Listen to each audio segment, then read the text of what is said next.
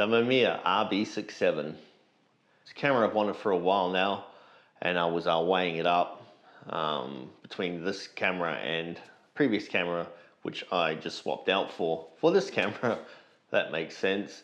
I had the Fujifilm GWS 692, and this is a continuation on from last week's video.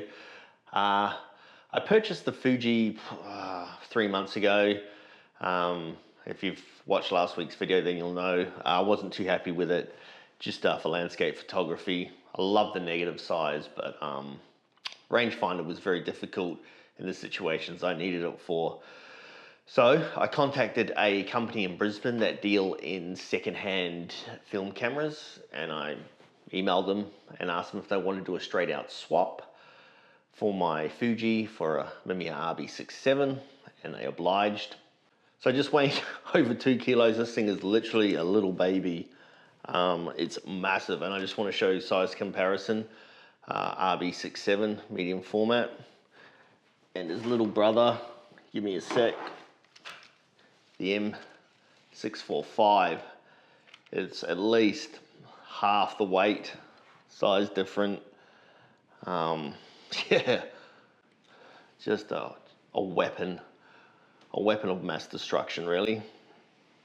I want to tell you, this isn't a camera review whatsoever for the Mamiya RB67. There's lots out there, but just a couple of reasons why I went and purchased this, or swapped out for this camera. One, of course, 6x7 file sizes. It's not quite as big as the Fuji, but it's getting there. It's not losing too much in that negative real estate space. That's one of the reasons I want to get a bigger camera as opposed to my 645. Yeah, so just a little bit about the camera. It's fully mechanical, so it has no battery in it whatsoever. It's a leaf shutter. And it does have its quirks, a lot like the Fuji, which is one of the reasons I sold that camera, but and it's something I like. It makes you slow down, this beast. So fully modular, breaks down. You've essentially got a light box here, film back, comes off, and of course the lens, and then on top here is the viewfinder, which waist level, but you can change it out for a prism or a pyramid viewfinder. So if you don't know anything about this camera, RB you say in the name, means rotating back. Another feature I really like about this camera, shooting landscape orientation, is the back. Shooting landscape orientation, if I want to switch out to portrait, I just rotate the back like so, and therefore the film orientation's changed, and now I'm shooting straight up and down real estate instead of landscape position. And then if I want to go back to landscape, it's got little icons there. I'll just show you. So landscape, and then swing around to portrait orientation. Really like that. Yeah, fully mechanical. So there's this is a methodical and slows you down camera, which I absolutely love, especially for landscape photography. Although this camera was primarily, well, it was just made for studio work, being so bulky and heavy, put on a tripod.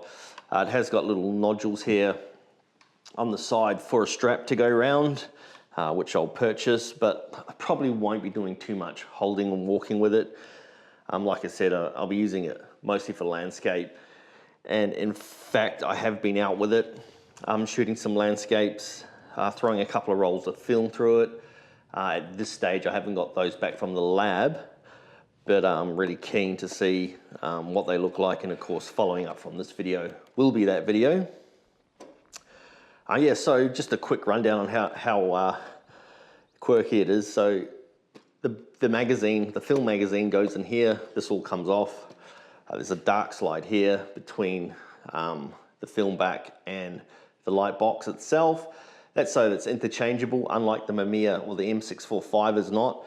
So I could have 2 or 3 of these cartridges ready to go with black and white or different film speeds, change them over without a halfway roll, without exposing the back of the film. Just take this off, put the dark slide in. But yeah, to take an image, first off, I go from back to front. Some people come from front to back, but I find it's too easy to double expose an image that way.